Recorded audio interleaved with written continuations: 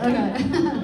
All right. Well, I'm really excited to have this next guy up here. He helps me out with this show a lot. He performs here a lot. He is a performer all around town. He's a hilarious stand-up comedian. He runs an open mic that you can hit up at Center Point Brewing the first and third Mondays of the month if you're interested in testing out your own stand-up.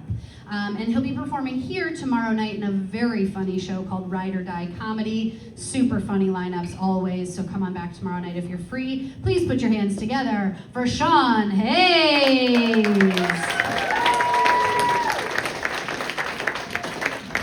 Hello. Red flag. He's not a Russian hockey player. Thank you. My name is Window. What you're wearing, good job, sexy. He's wearing a jersey from Heated Rivalry. I'm feeling horny. So in 1994, I broke up with my ex-boyfriend. We were like the first couple to ever do domestic partnership benefits in Laguna Beach, California, like the 9th. Yeah. Paving the way for the gays in the future. I don't know when we got divorced. I let him handle that like 20 years later. But we broke up like 3 times, so that he should have been red flags. But I was single for 9 years and moved all over the country, thanks to him. And then I ended up in Connecticut.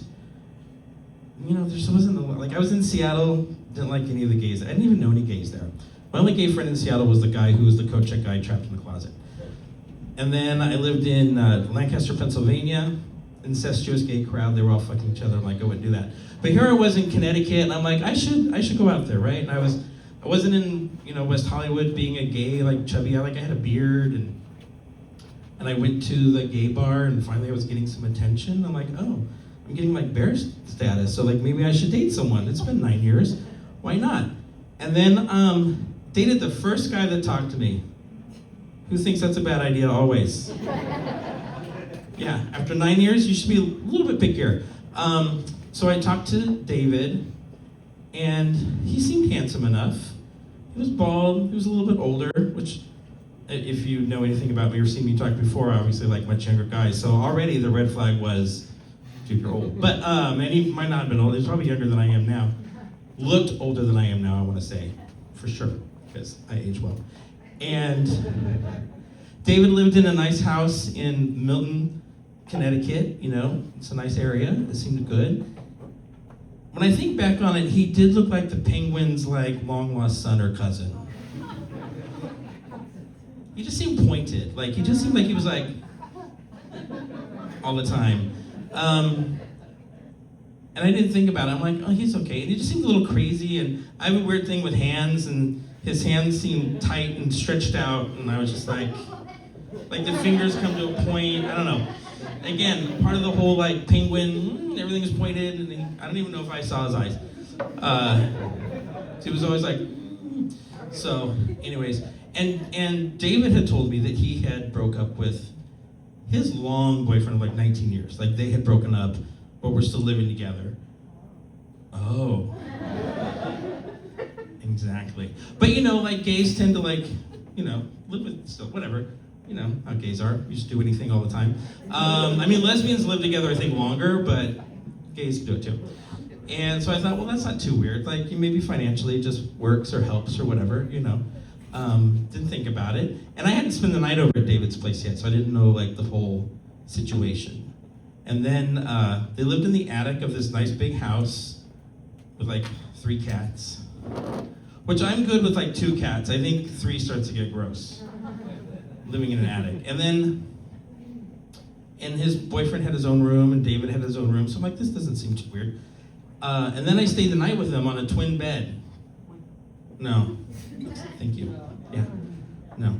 And I mean, I was a little bit smaller than I am now, but not much. So that was weird. And then one day we went BMW car shopping. Because David's like, I'm gonna buy a BMW. I don't know.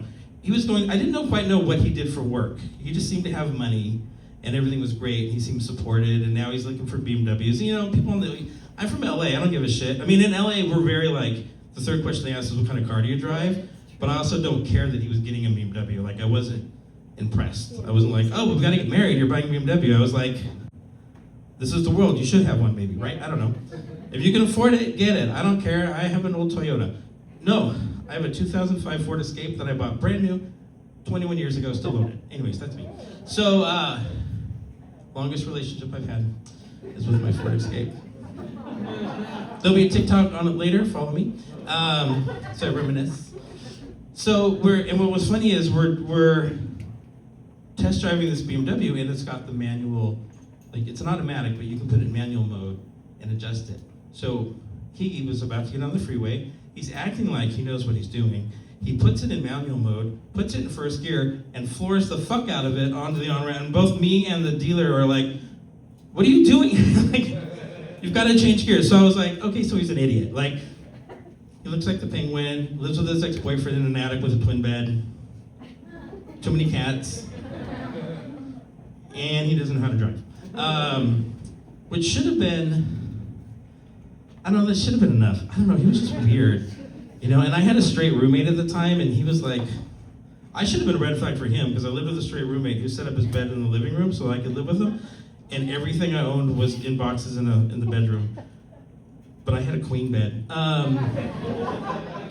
Just want to point out, brought that queen bed with me from LA to Seattle to Delaware to Connecticut, LA, Pennsylvania. Anyways, so he was, and Tim Som was like, what the fuck is this guy? I'm like, I don't know, like maybe the sex was good. Like, I don't remember. Was it? Maybe he sucked dick good. I remember his dick was probably pointed. Now that I think about it, like his tight fingers and his nose and his pierced mouth.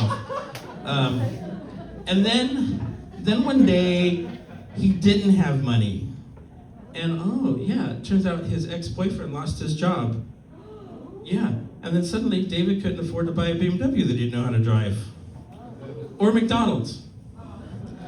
Yeah, so I'm like, oh, okay, are you guys really broken up? Like, and you don't work? Like, are you even on disability? Like, in LA, everyone's on disability. Like, you know, if you're gay and have muscles, but you're like, I got AIDS once. You're like, okay, then here, like, live your life, we'll pay for you. I tore my nail, you know, whatever it is. I'm not downplaying AIDS, I mean, there's a lot of medication, but when I was living in West Hollywood, I'm like, girl, you could be working, I'm working. Like, you've got more muscles than I do. Like, get a fucking job. And not porn, let's do a real job. So then he lost his job. I'm like, oh, this is getting weird. And then we went up to Provincetown. Cute little gate, you've got to go. Don't go during like the white party or the bear, it's too busy. But go to Provincetown, it's really cute little gay town. If you're not gay, you're gonna love it. And so we went to Provincetown and he's like talking to me, some like his old friends that he used to hang out with, he was there and all this stuff. And then he got on the dance floor. And he danced, like his pointed mouth then went, ooh, and he'd be like, I'm not gonna do it. But he was like bouncing he would need this whole dance floor to himself to do all the things he was doing. And then the guys next to me said, oh, David, the dancing guy. I immediately moved to California, left Connecticut, never talked to him again.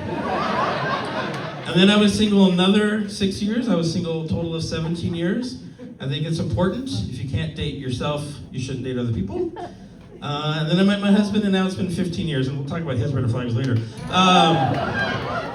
No, I'm kidding. That's it. Thanks, everybody. My name is Sean Hayes.